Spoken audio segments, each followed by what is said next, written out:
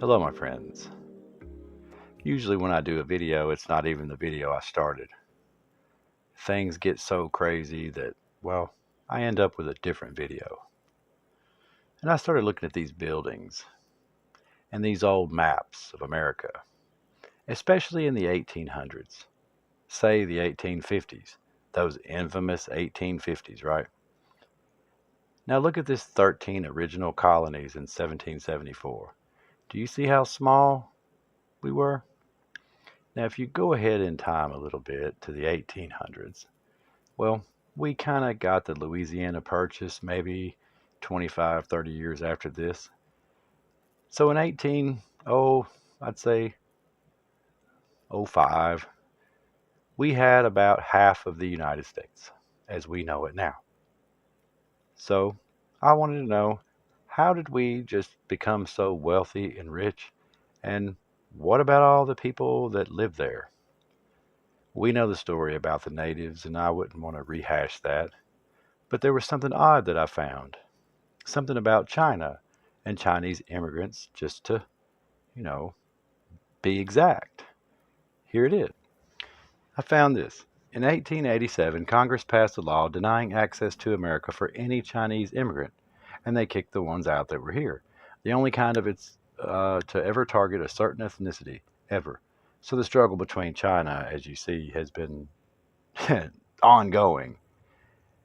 But I thought, well, no one ever told us this. 1887, Congress passed a law kicking out the Chinese from our shores. Well, how's that even possible? Well, then I realized, well, let's go back a little bit further in time. If you kicked them out, then what happened beforehand? And that's when I found the clown show. I always find them. You guys know that. I find them. They're always in it. Look at this clown with his hand in his jacket like that, doing the hidden hand. Sad. So Yale University, that's where the Skull and Bone Society is at, right? Yeah, that's where my shenanigans are going to start at there. Now there was a professor, Professor Marsh, and another professor, Professor Cope. Now Marsh worked for Yale University and the government, and Cope was just a independent researcher and paleontologist. Basically, Cope alleged that this Professor Marshall, along with the help of Yale and others, not scientists, put together piles of skulls and bones and made fake dinosaurs out of dragon bones. The papers ate it up, my friends. Yale, Skull and Bones Society, the dinosaurs, dragons, hiding the truth. Because, see, everyone knew that we were bigger in stature at one point in time. Everyone knew that there were natives and peoples of all kinds on the land that they inhabited. We all seemed to get along fine. And you notice all those walks of life, all those natives, they all traded with the entire world. You notice none of them got sick? Yeah. So, I found out that with these two guys, there was a huge problem that needed to be overcome by America and Yale University and all the elite. They can't have good, God fearing people enact their scheme, so they got to pull off something, and everyone, pretty much rejected the paleontology that they were doing. Because, see, here's the deal, the evolutionary theory being produced or pushed by Yale and all these other learning institutions was frowned on by the parents that were paying for it. And other scientists, they rejected all this at the time. It was a huge problem. Now, this is before they pulled off the 1880, everybody get out. They cleared the land of Indians somewhere around the 1830s and 40s, or majority of them, from the Mississippi River back west. They pushed them on into, areas like the Ohio and what is that? It would be, I guess that would be Mexico, I believe that would be.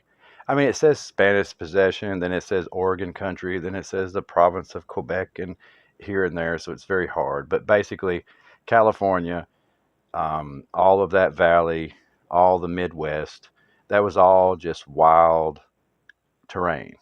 No one went. So I thought, how did you get all this money? Okay, there's too much money too much everything for it to kind of go down like that. So, well, here it is. America. So much gold was mined in California in 1852, just right after they bought it, than had been mined the entire world during the 18th century. That's the entire world combined. And for a better example to show the amount I'm explaining to you, officially recorded 300-year mining from 1492 to 1848 of the entire world was equaled in 7 years in California. This is the gold rush time.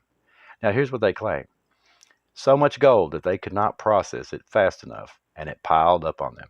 So fat was their money bags that people collected or got the scraps that were dropped by railroads and stagecoaches that were busting full, both of bags of gold dust and nuggets.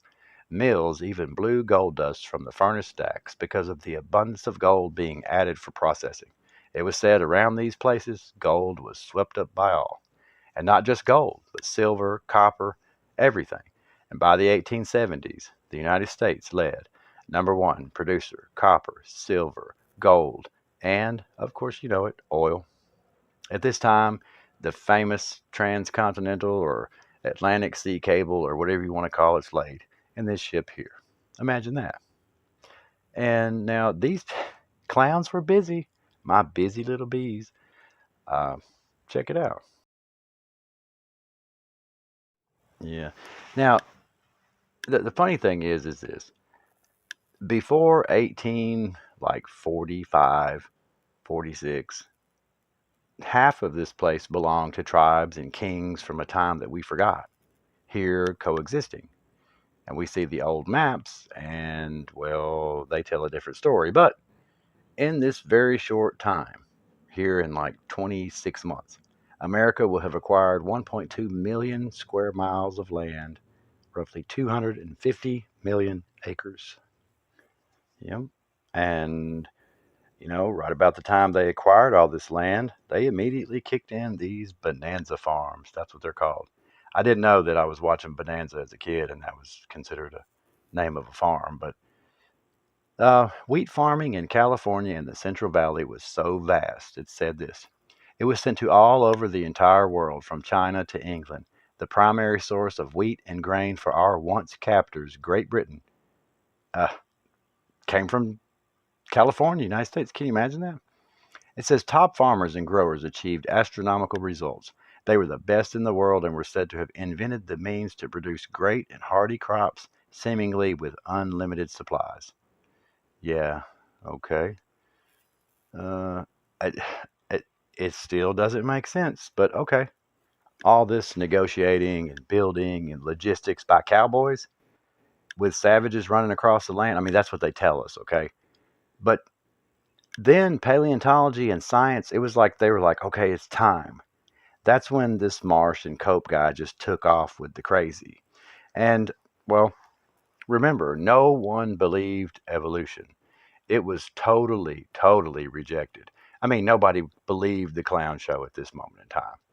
But paleontology mainly was brought about and pushed because of the Darwin theories. And they needed something to resonate with the public and be accepted, even if it's just a little bitty, teeny, teeny bit. Just make one little doubt. Because, well, if you're a good man and you don't want to hold science up and hold back the world, you're not going to stop them if they can have some sort of proof. Because evolution was false to the vast majority of people and considered immoral to even think. And, well, no scientist, professor, or teacher would dare say anything to anyone's child or try to teach it in fear of, well, Mr. Colt made everyone equal back then. So now eventually ordinary people, this is what they say. A man named William Reed, a meat hunter for the railroad, was on the Yale College payroll. He apparently often found skulls and bones. Imagine that. He and others are given credit for training themselves and being self-taught paleontologists. He allegedly contacted Professor Marsh while he was out killing buffalo, and Yale hired him to find or to collect those skulls and bones that he was finding. And he's said to have excavated the first dinosaur that still exists in the Pittsburgh Museum today. Isn't that beautiful? Mm-mm-mm. Now, there's others too. Just ordinary guys. This good dude, Charles Sternberg, another regular person, building houses. He collected the largest collection of botany fossils ever discovered in the world. He too turned self-taught paleontologists overnight. All museums have the fossils that these men discovered, and now the biggest collection somehow sits on a different continent than it was found, strangely resting in the London Museum of Natural History today. Well, the same little weird story goes along with California, too. It says a man, he just kind of popped up and looked down on the ground and he was building something. And well, lo and behold, gosh, there's some gold on the ground. Well, he ends up, then this man's name, by the way, is James Marshall, a New Jersey carpenter. So when he went to California, he looked down on the ground, found a piece of gold, contacted the U.S. government, and in less than 200 hours, America purchased California. I mean, you see, this is the stories that you get. Um, how much gold was mined. I'm here to say that it seems like these people already had maps. They already had the logistics worked out. We know it was all mud flooded. We know they did not build this railroad. We know they didn't build half the stuff that they claim. So, well, I claim too that they had detailed maps and everything of where everything was at, where the mines were at, and what have you. Because the amount of people, okay, here it is 1850 census, 20 million people lived in the United States. In America, just don't say United States, in this continent. Now, to put that in perspective, I believe we're around 400 and something million people. So, take away, you know, the majority of everyone, and it'd be a ghost town around here. But we did all of this. We built those huge buildings. No, absolutely not. And we know this. It's not a, it's not anything we should know already. But once I noticed that everything here just seemed completely ridiculous, then I realized how bad the story had just been completely ruined. And especially when the paleontologists and the archaeologists got to fighting with each other, it was a popular interest at the time and people ate it up. And who helped out? The media. Of course, the media did it. The media, the professors from Yale, everyone, they all jumped on board. Now, what they did was too, and it says here, all the scientists that had looked or seen it, it says, Professor Cope, he was not mainstream, but Cope alleged that Marsh, with the help of others, not scientists, put together piles of skulls and bones and made fake dinosaurs. Of course, my friends, we know this, right? Um, Professor Marsh had came up with the most outlandish and non-proven theories. He basically took and said that horse hooves that he had collected, horse hooves show change over time, and that the teeth inside of a bird's mouth show what we see in the velociraptors or the dragons or what have you, just very small. Now, anyone can see that's complete nonsense. But all they needed was just some sort of something from people who, are kind of respected. Let the mainstream media or whoever it was back then, let the media, let the New York Times and everybody take off with it. And even though it's not true, well, all you need to do is have a couple generations pass and bam, everything will fit right in. So not only will these people forget that they once were giants, they'll forget that monsters walked the land and dragons were slayed and there was actually kings and other people who lived here with us. And, we just got rid of them all in one way or the other. And, well, that's when I said, you know what? We're just kind of looking in the wrong places. We should already know that the clown show's whole story is going to be horrible. We should know that everything they have to say is going to be wicked and evil and something crazy, and you're going to find that. And I said, what in the world are we doing looking at these people when I remember something that was said, just, I don't know why, but it was in Esdras. And I was like, but we're told to our face, allegedly by God Himself, that we used to be bigger. So Second Esdras 5:46, I believe it says. And he said to me, Ask the womb of a woman, and say unto her, If thou bringest forth children, why dost thou it not together, but one after another? Pray her therefore to bring forth 10 children at once. And I said, She cannot, but must do it by distance of time. Then he said unto me, Even so have I given the womb of the earth to those that be sown in it in their times. For like as a child may not bring forth the things that belong to the aged, even so have I disposed the world which I created. And I asked and said, Seeing thou hast now given me the way, I will proceed to speak before thee. For our mother, of whom thou hast told me, that she is young, draweth now nigh unto age.